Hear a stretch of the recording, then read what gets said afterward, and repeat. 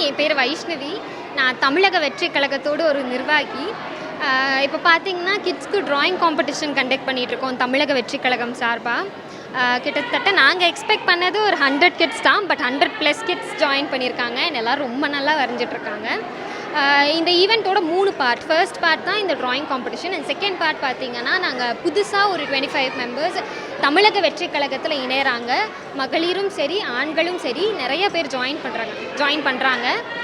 அது இல்லாமல் நம்ம ஒரு 20 ஆட்டோ லேடிஸ்க்கு வந்துட்டு அவங்கள கௌரவிக்கிறோம். ஆட்டோ ஓட்டும் சிங்கப்பெண்கள் அவங்கள கௌரவிக்கிற நிகழ்வும் இன்றைக்கி இருக்குது.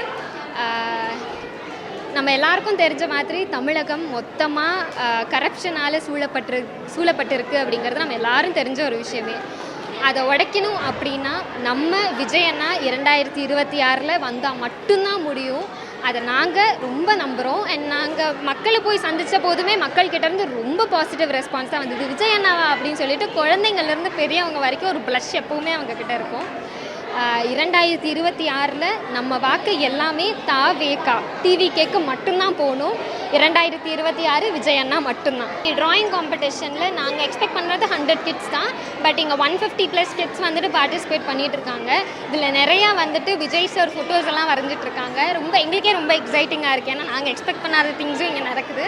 ஸோ எல்லோரும் ரொம்ப சூப்பராக வரைஞ்சிட்ருக்காங்க. அவங்க ஏஜுக்கு மேலேயே அவங்க வந்துட்டு அவங்க ஆர்டிஸ்டிக் ஒர்க்ஸ் எல்லாம் பண்ணிகிட்ருக்காங்க. Great job.